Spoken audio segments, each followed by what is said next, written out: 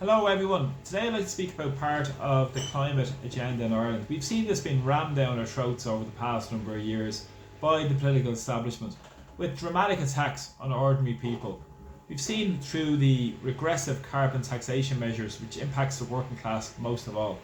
We've also seen it with the deposit retention scheme where the big corporations are making money but yet ordinary people are carrying the can for those policies. We've seen it with the attacks on people's way of life in rural Ireland, with small farmers being under the microscope about these policies. But of course, who benefits from it? Very top of society, and that's who the political establishment in Ireland represent all the time, rather than serving the needs of ordinary people. Now, one or two elements of this I want to talk about today, and one of the elements of this has been the ludicrous element of it. There has been this whole push towards heading towards the requirements such as renewable energy requirements over the past number of years. Now, part of this policy has been to change the use of the Edenderry power plant in County Offaly, which is run by the Board Namona, which is a semi-state operation. Now, of course, this has been in use for many years, and it caused a lot of uproar a number of years ago because the plans to stop burning peat and laid off so many people in that general area, and had an impact also on small businesses in that area that relied on so much employment for people who were working off the land for many generations. Now, the move was towards the biomass fuel. Now, this is where the ludicrous element of this comes in, because over the last number of days there has been another shipment which started a number of years ago, but there was a shipment that arrived all the way across from Brazil with over 40,350 tonnes of wood chip, arrived into Foynes Harbour, and then was transported all the way up to Edenderry. So if you think about this logically, they're trying to claim we have to hit our renewable energy requirements and be carbon neutral.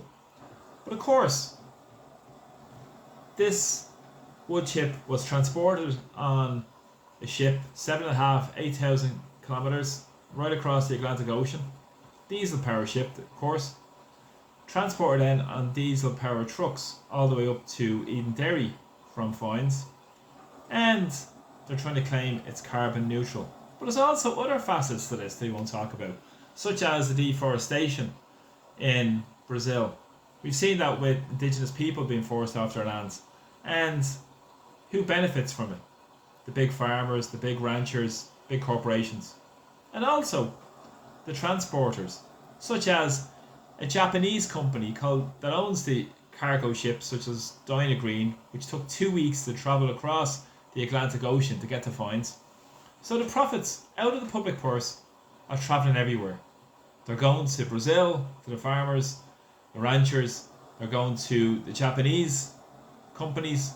But where is the accountability and where is the auditing of our public money? But this is the plan towards the carbon neutral that they're talking about. It doesn't seem like anything like carbon neutral.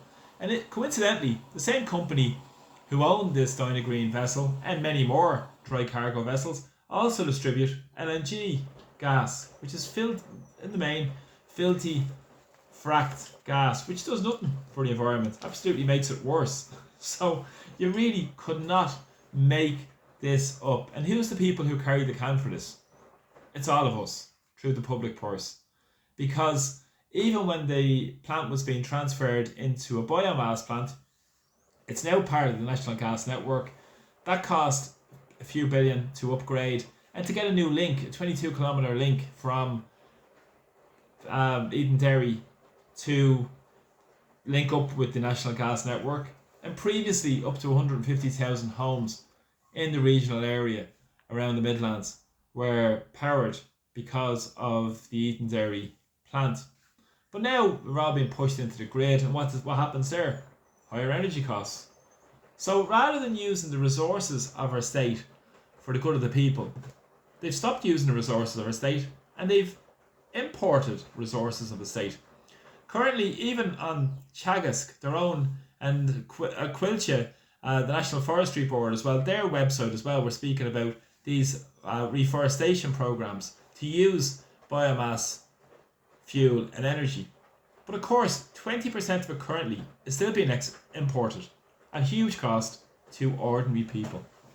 So this is how the agenda works. It works at the behest of the big corporations, of the very rich, and the ordinary people are the ones carrying the can. If you look at the board of Bord na Móna, some of those who are involved in the board of Bord na Móna are ex from Glanbia, a multinational, ex private investment companies. So what regard would they have for the needs of ordinary people? They work at the behest of big business, such as many of these so-called semi-state boards all around Ireland. Now, I'm all for a better investment in public services and for a better environment for everyone, but of course we need proper investment in public transport. We need a real public transport system that links people all around the country. We also need proper real investment in proper services and infrastructure. But it is very important also to note around this is that ordinary people will pick up the tab for this with higher fuel bills, higher energy costs, and wait and see. 2030, there is a plan with the Irish Fiscal Advisory Council has said we will miss our climate targets by a huge amount in 2030 and be expected to pay over €20 billion in fines. What's not to love when you're a big corporation benefiting from this agenda? Benefits them every step of the way. And at the same time, the European Union are doing a trade deal with South American countries such as Mercosur. We've seen that looking for cheaper beef to come into the Irish market and decimate our own industry, our own domestic industry, which has been going for generations and generations, will be decimated through these policies deliberately. But of course, they don't care about the environment. They don't care about so-called sustainability. They only care about making profits for the big oligarchs in society and give us low quality food driven into the bargain. So this is what's going on. It's happening through the energy sector, as I've explained, through the wood chips. It's going on through the Mercosur deal with the beef as well. And it exercises a great deal of control to those at the very top of society. Control the food supply, control the energy. You can pretty much control ordinary people. And this is essentially what they're pushing towards, making so much money from the misery of ordinary people who will be expected to carry the can, and they'll claim this is for the good of the environment when it's working in the complete opposite. Time to pull away the veil and the charade they talk about and show what's really going on in Ireland and who's making the money from what's going on in Irish society. Money's been thrown around to international companies, while ordinary people are the ones that are paying for it and suffering because of these policies. We need to use the resources of our state for the good of our people, rather than this disgraceful abdication of responsibility by the Irish political establishment. They're more serving their interests in Brussels, the masters of the big corporations and the big farmers, than ordinary people. Thanks a lot for the support of my videos. Please share them. I'm very appreciative of everybody who continues to share my videos, and whoever likes and comments my videos also as well. And please press subscribe to my YouTube channel. So from Dublin, Slán, take care. Bye bye.